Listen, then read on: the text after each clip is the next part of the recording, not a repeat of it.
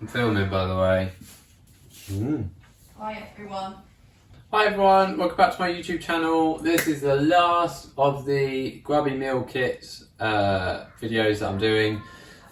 This one is the Butternut, Pepper and Pinto Quesadillas Avocado Salsa, which is going to be fun and exciting, and this is probably the one that I'm most excited for, which is why we've left it till last, because I do like a quesadilla. So it'll be interesting to see what this take on it is, being plant-based.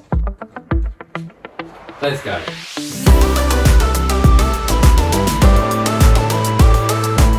So, I'm going to preheat the oven to 200 degrees, because that's what it's asked me to do. I don't just go around preheating the oven for the fun of it. So then we're going to need a sharp knife, which I have here, a chopping board, which I have here, a roasting tray, which I have here, a large frying pan and a small saucepan. To be on the safe side, and after yesterday, after the last video, I'm going to use the bigger frying pan, just to make sure it all fits. Right, here we go. So that's everything it's asked me to have out.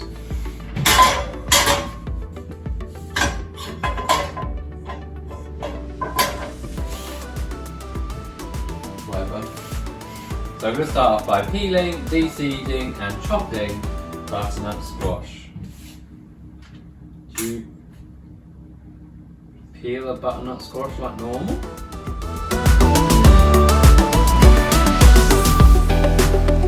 Peeled, mate. So I've got to de-seed it. There we go, so they're de-seeded. So now I'm going to cut it into chunks.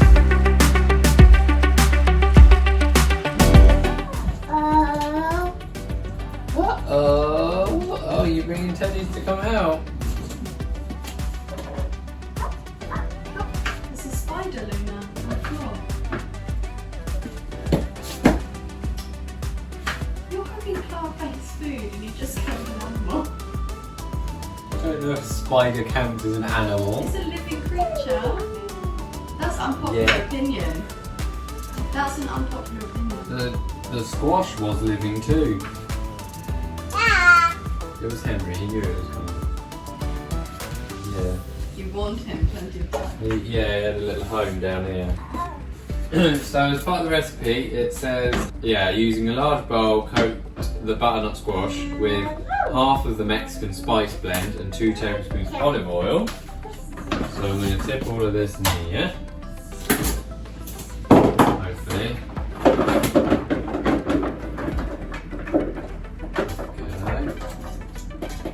Half of the Mexican fajita spice blend will be going in here. That, and then the 2 tablespoons of olive oil.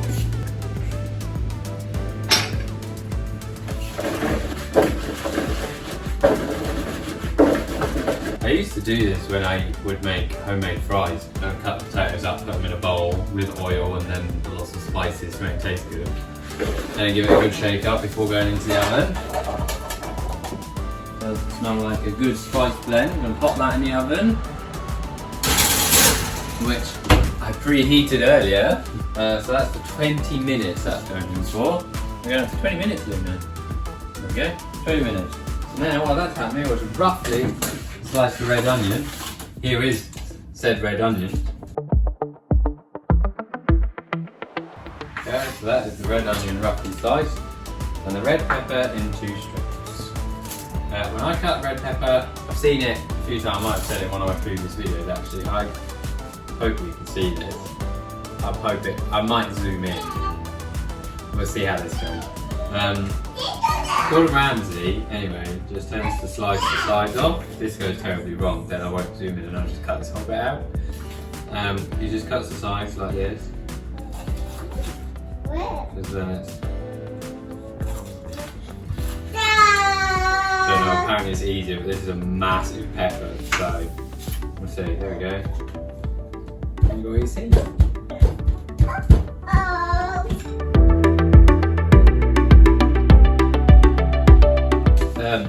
basically all that then means is that it's quite easy to just slice into thin strips. Like this. If I had a slightly sharper knife, maybe I'll do that in a moment.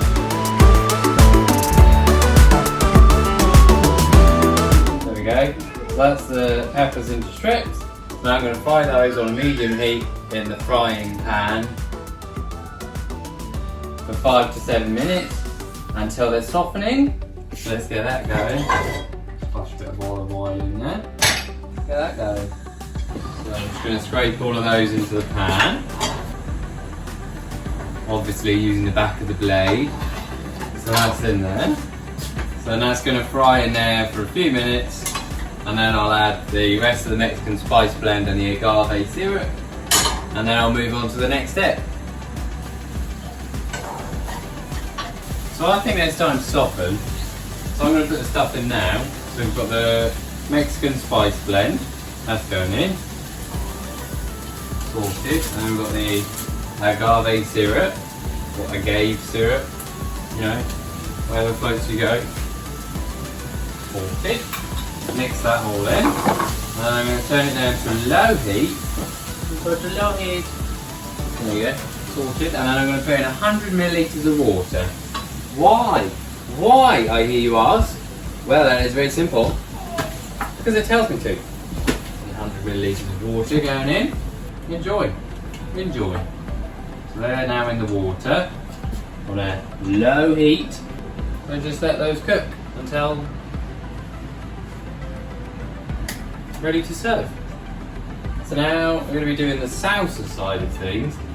With the salsa, I'm leaving the avocado out because there is somebody among us that isn't the biggest fan of avocado. So I'm going to do the avocado like a separate thing, and then I'll just add that on to those that want it. There's our bar. There are tomatoes.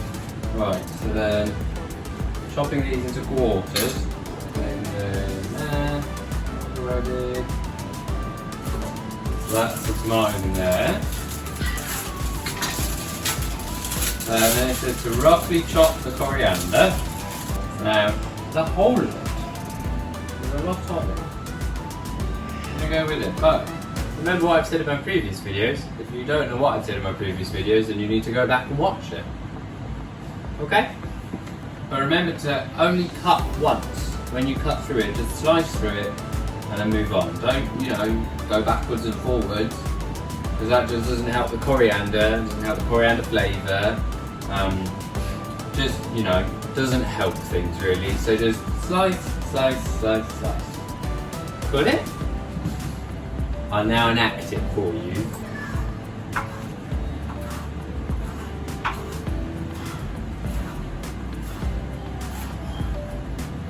Okay, that's all there, that's all done, roughly chopped up, and that is going into the bowl as well. Chop the avocado flesh into chunks. Don't need to you're supposed to peel an avocado, aren't you? Not with peeler. No, not with peeler, but you with small knife. No. You chop it in half, being careful of your hand because remember avocado hand. Avocado hand. It's a genuine injury. So chop it through the middle and then twist it. And then grid it. And then use a dessert spoon. Yeah, to get the seed out. Yeah, there you go, perfect. And then grid it up, dice it inside the thing. Yeah. Use a spoon.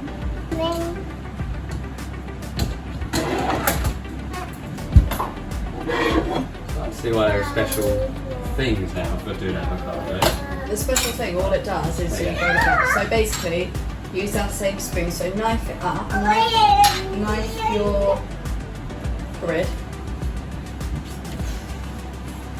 And that goes up. Yeah, just dice it. So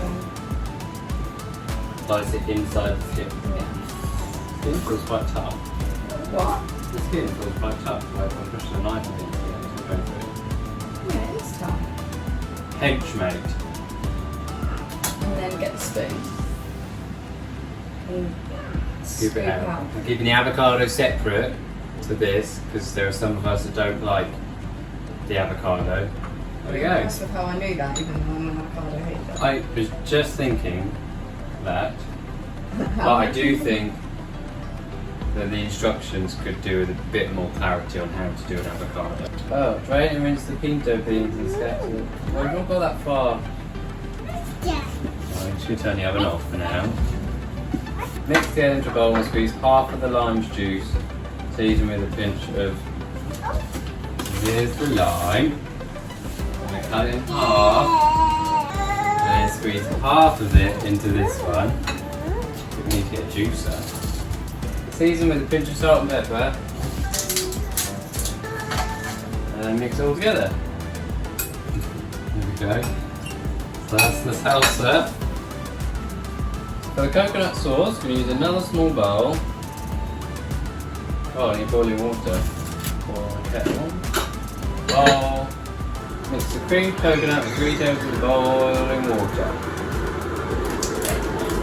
That's the creamed coconut. And then the rest of the lime juice.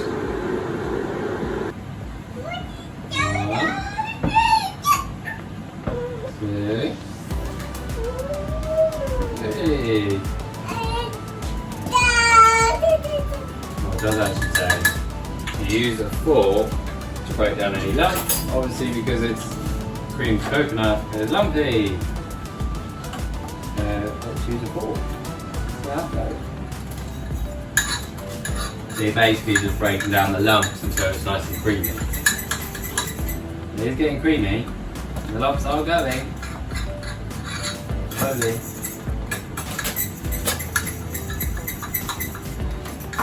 Okay. Sorted.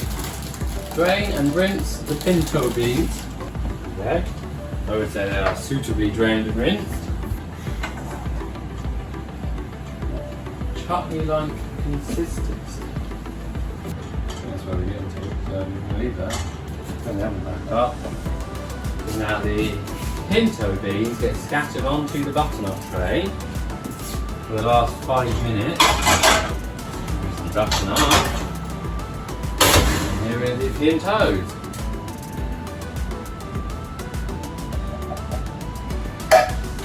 Sorted. And then they get put in the oven for a few more minutes. For the last final minutes to blister the beans, not cook them, just blister them. We're just blistering the beans. So now we're going to get the tortillas. Drain and rinse the pinto beans and scatter them onto the butternut tray for their final 5 minutes in the oven to blister the beans. Put the wholemeal tortillas on the same oven tray for the last 2 minutes to warm through the same oven tray. Or you can griddle them. We don't have griddles, not griddling them. Remove the tray from the oven, spoon the different hot mixtures into warm cases, finishing the oven, spoonfuls of cornstarch sauce. Why do I need a small saucepan?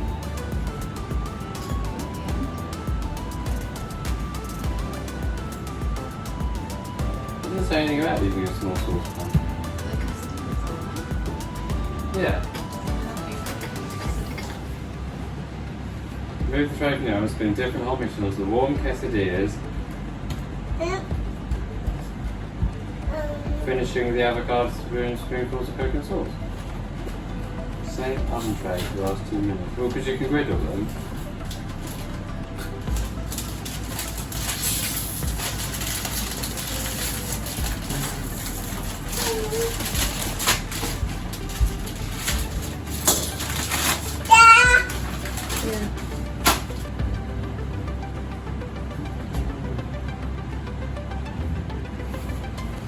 Back in, few more minutes. Right, I'm going to take that out. There are the tortillas. So we've decided we're going to have all of the parts like separate on the table, and then we'll put them together ourselves because then we can put what we want or not want. It depends maybe some people, and Luna can have the bits of what she likes.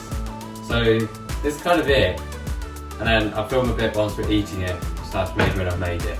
We'll see. Might sneak some cheese in there as well.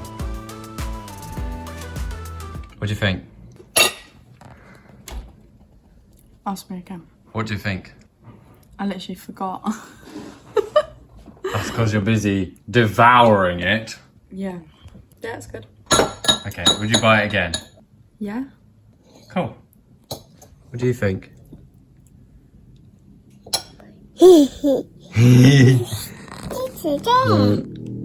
You seem to like the avocado because you've taken all of it. The avocado was here and it's now here. I've got avocado on my screen now. Oh well. I really like it. It was the dish that we were most excited for, which is kind of why we left it till the end. But I really like it. I think it has not disappointed. As I was making it, I was getting a little bit worried about things like the coconut cream, because that's interesting. And obviously Kez isn't a big fan of the avocado, and pinto beans we wouldn't normally buy. But this is actually really nice. I'm really enjoying this. So I'm going to put the camera down and keep eating it while it's still warm, because I really like it. There's still quite a lot of the butternut squash and pinto beans left. Could maybe have had less, but obviously then you'd have to send half a squash, which is probably not going to work out very well. But we can use it for something else. I've still got some of the quinoa left for work lunch. But yeah, would recommend. So thanks for watching. If you like this video, don't forget to actually press the like button, because that helps me and YouTube and you know that it's a video that you like. Don't forget to comment if you're interested in Grubby, or you've had a Grubby box, or you've had this recipe and you've had different thoughts on it. Or, you can go to whole hog and subscribe as well, because that helps me and YouTube and you know what videos you like. So yeah, thanks for watching.